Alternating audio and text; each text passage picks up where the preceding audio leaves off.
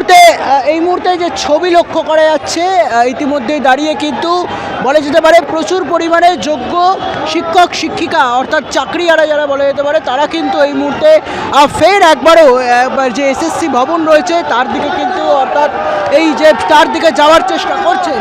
তবে সামনেই কিন্তু দেখা যাচ্ছে ইতিমধ্যেই যেটা গুরুত্বপূর্ণভাবে যে বিষয় পুলিশ প্রশাসন তারও ছোটোভাবে নিরাপত্তায় মুড়ে ফেলা হয়েছে সামনের চত্বরকে।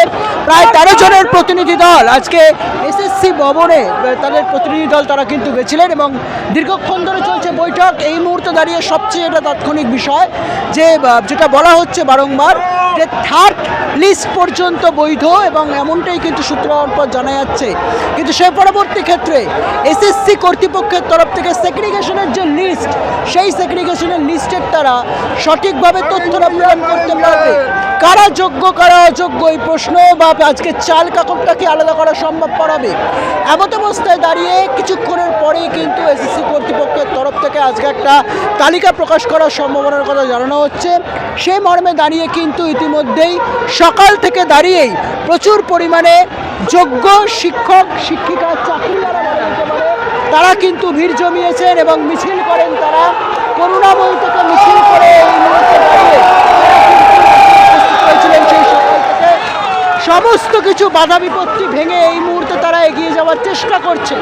আন্তঃসীমান্ত নিরাপত্তা রয়েছেন র্যাফের একাধিক পুলিশ কর্মী থেকে শুরু করে র্যাফের টিম বলা ভালো এবং অন্যদিকে দাঁড়িয়ে বিধাননগর পুলিশের তরফ থেকে উচ্চপদস্থ আধিকারিক থেকে শুরু করে তার পাশাপাশি বিধাননগর পুলিশের একাধিক রয়েছেন।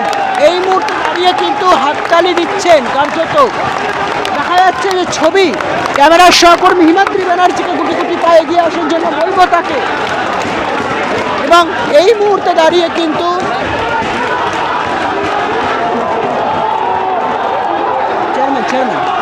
চেয়ারম্যান অর্থাৎ এই মুহূর্তে দাঁড়িয়ে কিন্তু এসএসসি ভবনের সামনে পৌঁছে গেছেন ইতিমধ্যেই চাকরিয়ারা যোগ্য শিক্ষক শিক্ষিকারা।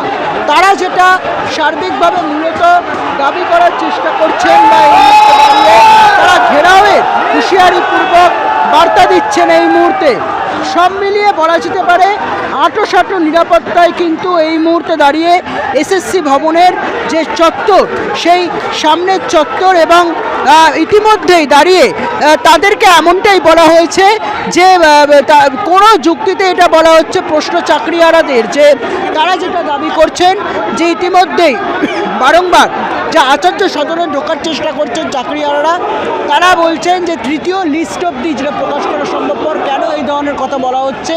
তারা প্রত্যেকেই যোগ্য কিন্তু তারপরে কোন পরিপ্রেক্ষিতের বসাদেরকে যোগ্যতার পরীক্ষা দিতে হবে কার